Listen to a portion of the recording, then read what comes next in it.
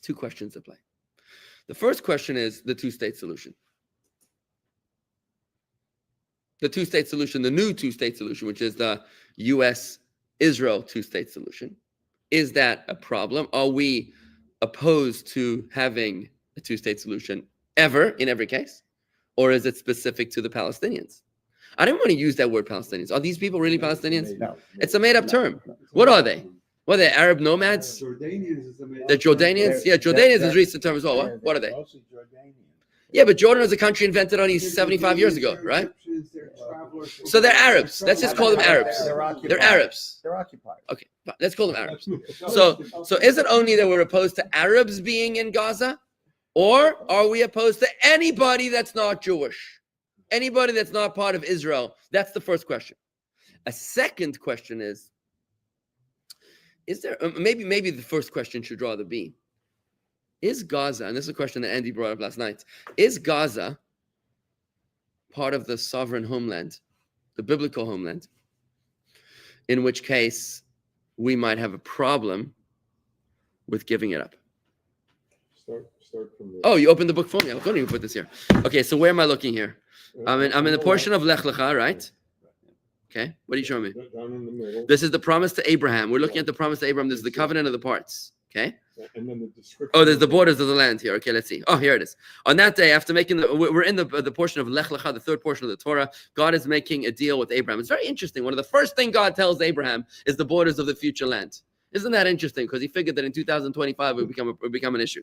On that day, after making the furnace and torch pass between the animal halves in the covenant of the parts, God made a covenant with Abraham, saying, the first thing he says, to your descendants, I have given this land, from the Egyptian river. Ooh, the Nile. Well, it says Wadi El Arish. I mean, this is parentheses. What's Wadi El Arish? Is that the Egyptian name for Nile? I don't know. Anyways, to the Euphrates, folks. You got to tell this to the United Nations. We got to propose. By the way, there's something we've got to tell you at the United Nations. Actually, it's from the Nile to the Euphrates, which, since it is now serving one of the greater borders of the Promised Land, can be termed the Great River. The Promised Land comprises the territories of the Canaanites, the Kenizzites, and the Cadmonites, which I understand to be Syria, Lebanon, and Jordan, which will be in the future occupied by the Ammonites, Moabites, and Edomites. The Hittites, the Perizzites, the Rephaim. Okay, fine. And then it has the map showing where those... Okay, the map, is a recent invention here, but the map would, it would go all the way from the Nile to the Euphrates. I mean, it's from Egypt to Iraq. Okay, so now that's the biblical command. Bear in mind, that is, when it says Keni, Knizi, and Kadmoni, there are 7. Joshua and Moses went out to conquer the 7 nations of the land of Israel, but the Keni, Knizi, and Kadmoni are the extra 3. So there's actually 10 nations that occupy the biblical promised land, but so greater Israel is the 10 nations from the Euphrates to the Nile. That's greater Israel. That is what we're going to occupy, what we're going to own when Mashiach comes. And I'll explain to you in a moment why. The 7 nations is the much smaller borders from somewhere in the Sinai area, maybe from the Suez Canal, until the Golan Heights. Okay, but the rest of it is the expanded territories, which we will only get when Mashiach comes. And I'll explain to you why. You'll remember we learned the discourse of how when Joshua conquered the Promised Land, when he sent spies to conquer the Promised Land, we call it the garments of the soul. That was that discourse we learned. In that discourse, the Rabbi explains like this, that the conquest of the land is not just a geographic, it's actually a psychological, it's true on a psychological plane as well. And the 7 nations and the 3 nations represent the 7 emotions of our soul and the 3 intellectual parts of our soul. Remember, Tanya teaches us that our soul is made up of wisdom and feelings. 3 parts of wisdom: inspiration, understanding, and realization, and then the 7 emotions, right? So during this time of exile, we are able to take control over, in that discourse that Rabbi talks about, it would take over Jericho, which is really the garments of the soul. Every one of us has the capacity to take control over their thought, speech, and action. The righteous amongst us, the tzaddikim, are able to conquer the 7 nations, which is Israel from the Golan to Suez, but only when Mashiach will come. In Tanya, there's 3 kinds of Jews: the tzaddik, the Rosh, and the Beinoni. The successful Jew, the struggling Jew, and the failing Jew, right? Those 3, their greatest aspiration is to be able to conquer their 7 emotions. But none of them are able to conquer their 3 intellectual capacities. whatever that means. We don't even know what that means because Tanya doesn't even go into it. That will happen only when Mashiach comes. How about Reuven half of Oh, so that's an interesting point. Is that Reuven, Gad, and half the tribe of Manasseh in the biblical narrative actually requested that their land be on the other side of the Jordan River, which would be in these lands.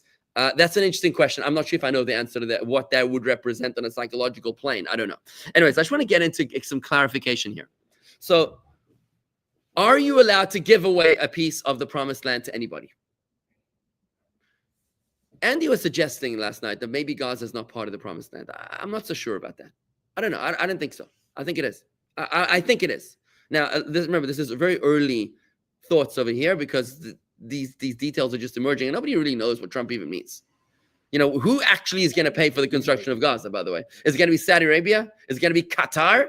If Qatar is going to be paying for the construction of Gaza, it might not be so cool, right? That might be a problem. If the new Syria is paying for it, or if Turkey, that could be a major problem. So we don't really know. But let's come with some assumptions. Let's assume that America is taking over Gaza.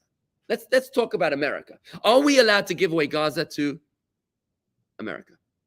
There is a prohibition in the Torah to sell real estate to non-Jews. What about leasing? But isn't there also? Is this a lease or is it a sale? Well, Doesn't no. the- Let's assume it's a sale because I believe he said the word permanent. Rabbi, Can we? Doesn't the Torah say that once you've conquered land, you never cede it back? If you own a house in Israel, you're not allowed to sell it to a non-Jew. Do you know that? Let me explain to you how this works. There's a law in Israel, in a biblical law called the law of the sabbatical. The sabbatical year, the law of the Shemitah. Okay? Shemitah means that every 7th year, you have to stop working the land. You're not allowed to work the land. So if you're a farmer, can you imagine the degree of faith and trust, bitachon, emunah and bitachon, trust, that's going to take for you to shut down your business, like just leave your field open so anybody can go into it. In the 7th year, you go study Torah a whole year, right? And you trust in God that God will provide your needs, right? So a lot of people are afraid of doing that. This is really a test of faith that God says, Right. I'm testing your mettle if you're worthy of the land. Whenever the Jewish people abandoned this law and disregarded it, we lost the land. The land vomited us out, quote unquote, from the Bible. Okay, the land vomited us out because we don't deserve the promised land if we don't know how to treat the promised land. Right? When we did observe the sabbatical law, that's when we were able to live in the land. It's a promise in the Torah. But so today, there are big signs in Israel. It says, this farmer observes the sabbatical law. And then there are farms that don't. You know, this is when we Jews, observant Jews, do reverse, we do the BDS movement in Israel. The boycott, divest, and sanction movement. We don't buy produce from Jewish farmers that were farmed during the sabbatical year in violation of the Torah. We will only buy it from Arab farmers. Why? Because you're not allowed to eat the fruit. It's treif. It's worse than pig. When you eat the fruit that was farmed by a Jew in violation of the sabbatical year. Now, how do you get around it? There is an interesting loophole that someone came up with. Of course. Lease it to The loophole was to sell. It's called a heter mechira. A heter mechira, which means a permission to sell. It's like a heter iska. Exactly right. It's exactly like the heter iska, which was you're not allowed to lend a Jew money on interest. So they made a deal that's like an interesting. You walk into a bank in Israel and there's a certificate on the wall that says we don't lend money to anybody. We only do shared profit agreements. So it's like a little bit of a loophole that says, because they realized that nobody was lending money. This is in the days of Hillel. They came up with this heter iska. So It's partnership. it's similar to selling chametz. Thank you, Rabbi Lubin. It's like selling chametz. Exactly right. So what are you supposed to do on Pesach? You gotta burn down your factory, your vodka factory, because you're not allowed to own it. So what you do is you sell it to a Gentile. You sell it to a Gentile. For 1 year. No, for 8 days. For the duration of Pesach. And therefore, I don't own any chametz. It's his. Right? And my vodka cabinet, in my house, is protected because you it's... could sell your farm for a year. Oh, well, there's a problem. Selling your chametz to a Gentile during the 8 days of Pesach is no problem. What you really do is you're selling it to the rabbi, by the way, and the rabbi then sells it to the Gentile. Just that's how it works. But anyways, there's no problem with selling your vodka cabinet or your vodka factory or your pasta factory to a Gentile during Pesach. However, selling your land in Israel to a Gentile during the year of Shemitah, I don't own the land. I sold it to a Gentile. He doesn't have to observe the Shemitah year, and he's allowed to farm the land during the sabbatical year. Now there's a problem because it says in the Torah, one of the 613 prohibitions is leisach hanem. You're not allowed to show them grace. You're not allowed to give real estate to a non-Jew in Israel. You're not allowed to sell a real estate to a non-Jew in Israel. There's different interpretations of how to interpret this law. It's not so simple at how to interpret what Leisachanim actually means. One of the interpretations is that you're not allowed to sell land. Now, this is not a racist thing. It's the same way that in America, you can't be president if you weren't born here.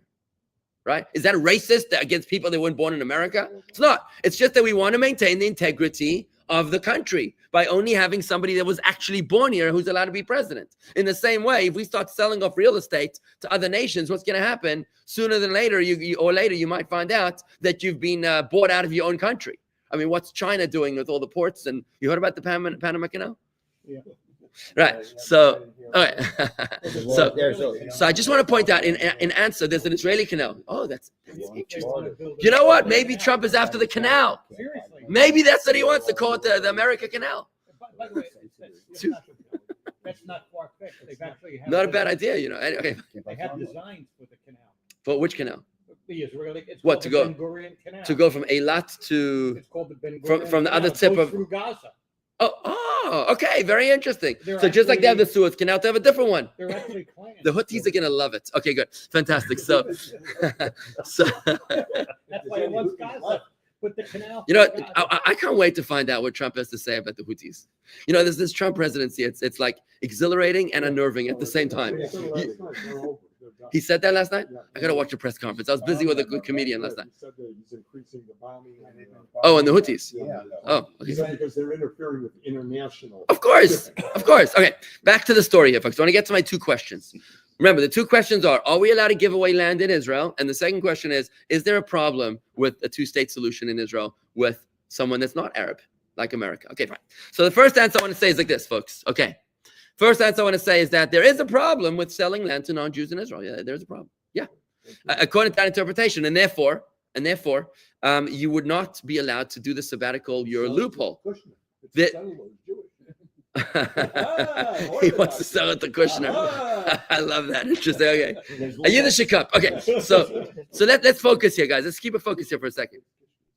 Focus here a second. So according to this interpretation, you would not allowed to be doing the sabbatical year loophole, which means when you were in Israel during the sabbatical year or after it, you got to look at the kosher certification of the product and say, it's got to say kosher.